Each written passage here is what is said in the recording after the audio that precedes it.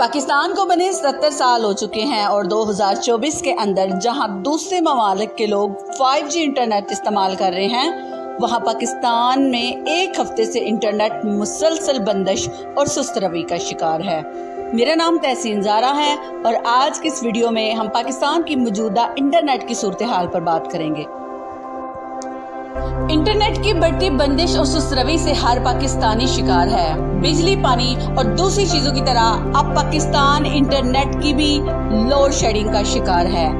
पाकिस्तान की IT industry जो कि इस वक्त $3 बिलियन से ऊपर की है, उस वक्त में पाकिस्तान को फाइवर की तरफ से डीलिस्ट कर दिया गया है और फाइवर ने फ्रीलांसर का स्टेटस गैर फाल कर दिया है।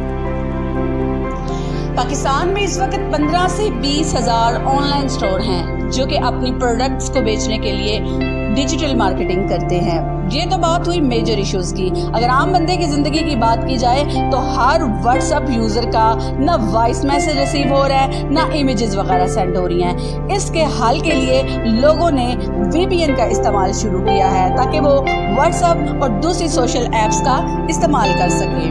बट जो अच्छे VPNs हैं वो बहुत कॉस्टली हैं।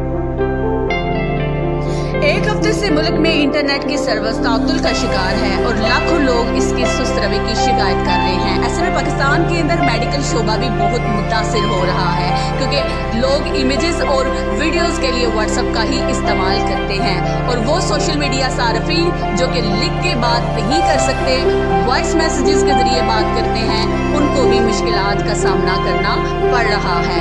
और ऐसी सूरत हाल में जब इंटरनेट आज के नौजवानों के लिए पानी की तरह जरूरी हो चुका है, ऐसी सूरत हाल में हमारी हुकूमत पाकिस्तान से ये गुजारिश है कि इंटरनेट की बहाली जल्द अज जल्द की जाए और फ्यूचर में इस तरह की मुश्किलात पेश ना आए, इसका भी यकीन दिलाया जाए। बहुत शुक्रिया।